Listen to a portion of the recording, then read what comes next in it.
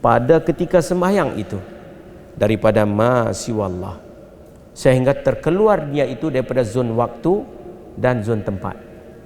Khusyuk betul lah itu, ya. Sebab itu kita dapati kita hari ini waktu kita seronok sangat. Kita ingat waktu tak? Waktu seronok. Kita ingat tempat tak? Hilang dua sudut itu. Itu khusyuk lah itu. Waktu kita seronok betul-betul itu. Ada kita ingat time berapa? Tak boleh seronok lah kalau ingat time itu. Dia lupa time itu. Dan dia akan lupa tempat. Ya, jadi sebab itu kemuncak insan gembira ini dalam khusyuk, dan khusyuk itu dapat dibendung melalui ilmu zuhir. Sembahyang itu membendung pada zuhir, disempitkan supaya mata tengok tempat sujud, gerak begini sahaja, jangan bergerak banyak, lebih pada 3 anggota yang besar batal sembahyang kamu. Itu disempitkan, diimsakkan, disekatkan, ditahankan. Tahan bukan makan minum, tahan gerak diam. Imsak kita ini tahan makan minum. Itu puasa itu. Sebab itu orang sembahyang ini mendapati puasa juga yang halus lagi. Sebab dia tahan diri, tak boleh gerak begini, tak boleh buat begitu, tak boleh berkata-kata begini. Ada, semuanya ada rules and regulation, law and order, terms and conditions. Semuanya ada syarat rukunnya itu.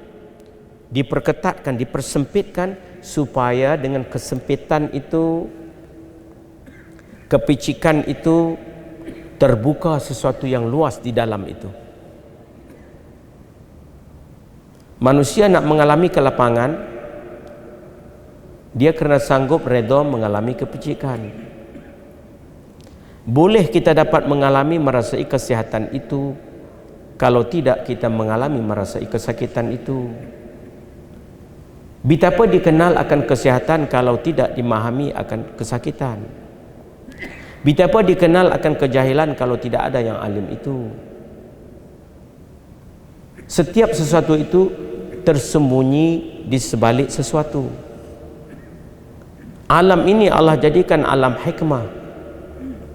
Kita faham, kita kenal sesuatu itu dengan adanya sebalik sesuatu itu. Kenal yang alim sebab ada yang jahil.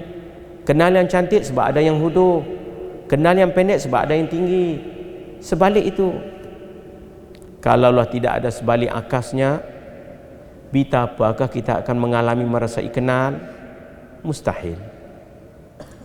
Ini Allah jadikan alam ini hikmah. Sebab itu orang yang memahami ilmu hikmah, dia tahu kita memerlu sama sesuatu dengan yang lain. Sentiasa memerlu. Seorang diri tak mampu, tak boleh. Sebab itu bila sebut kalimah khusyuk ini dikaitkan dengan menghinakan diri. Hina diri ini ada kait dengan pengajian ilmu tauhid yang kita terima percaya sarah itu. Sebab istighna iftiqar.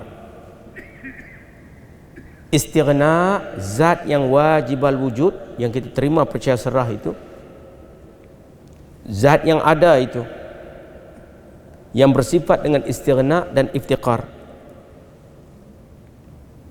yang kaya, yang tidak berkehendak pada barang yang lain dan berkehendak tiap-tiap barang yang lain kepadanya,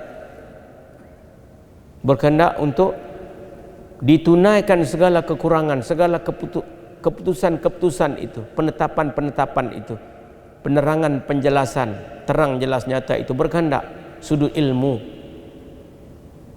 berkehendak kepada menetapkan penentuan daripada tiada kepada ada, berkehendak kepada diperpanjangkan, diteruskan setelah diadakan itu, diteruskan hal keadaan ada itu dengan ditunaikan segala hajat-hajatnya.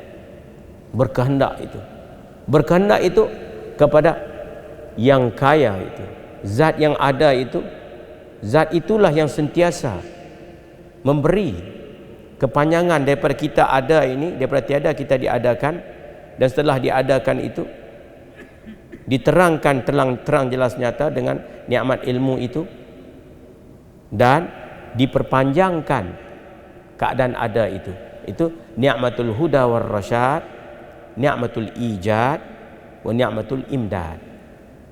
Sebab itu orang yang betul-betul mengenal Rabbul bangkitan kesyukuran, yang mana kesyukuran itulah menjadi sebab musabab asas bagi kenapa kita berbuat apa yang kita berbuat, kerana kesyukuran.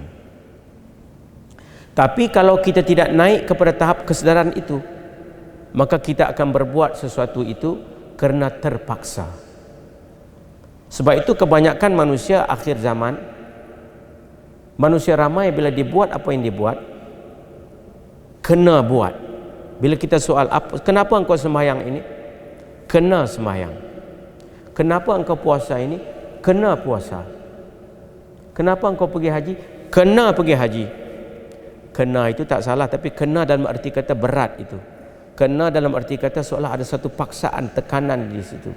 Kena dalam arti kata kalau seolah macam kena ugut, kalau engkau tak buat nanti engkau masuk neraka. Kalau begitulah dasar amal kita.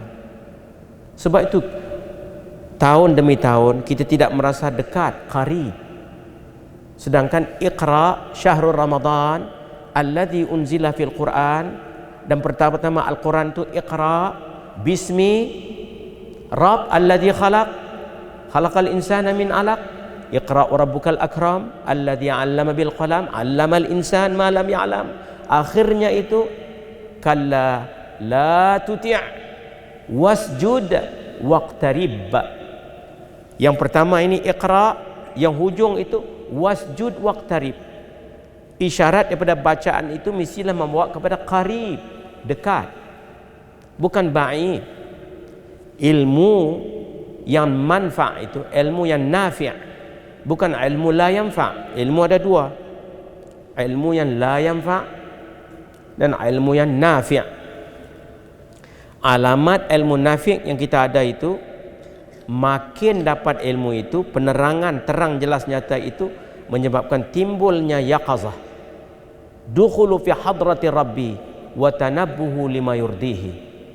Itu yaqazah, dukhulu fi hadrati rabbi, masuk dia itu pada makam hadrat Tuhannya. Bagaimana masuk pada makam hadrat Tuhannya itu? Yakni menyaksikan af'alnya dan sifatnya pada tiap-tiap sesuatu itu.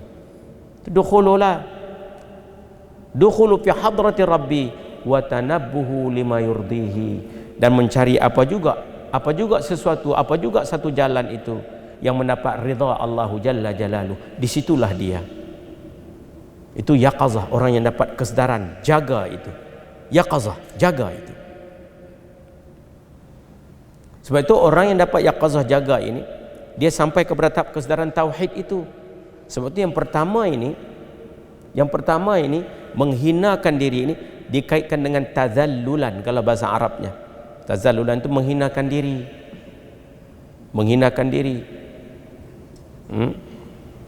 Wa dhalla kullu syai'in li'izzatih, wa dhalla, dan menghina oleh tiap-tiap sesuatu itu li'izzatih, bagi kemuliaannya. Kita dapat faham dhalla, hina ini bila berdepan dengan sesuatu yang mulia. Bila berdepan dengan satu orang yang mulia, maka tempelak daripada kemuliaan itu kita dapat mengalami, merasai dhalla, hina. Maka khusyuk ini, yang pertama sifat bagi khusyuk ini dia kait dengan dhalla. Dhalla ini menghinakan diri sebab ada kaitan dengan li'izzatih. Begitu juga sambungan daripada dhalla, hinakan diri itu ada juga kaitan dengan khada'a. Ada juga kaitan dhalla itu dengan tawadhu'a. Tawadhu' ini merendahkan diri. Sebab itu orang yang sembahyang ini bila sebut khusyuk, sifat tawadhu',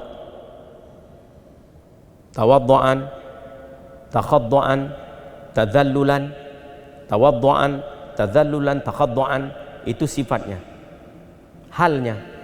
Sebab itu khusyuk ini dia ada kaitan dengan sifat kehambaan yang berhubung dengan sifat ketuhanan. Dua sudut itu.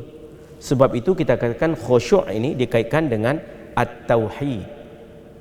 Yang pertama itu menghinakan diri itu ini dasar pertama dan utama nak jadikan kita nak faham kehinaan dengan Allah Jalla Jalaluh itu, mesti ada hubung kait dengan ilmu asas, ini ilmu tauhid, ilmu istighna dan iftiqar. Itu yang kita baca, faham, ingat.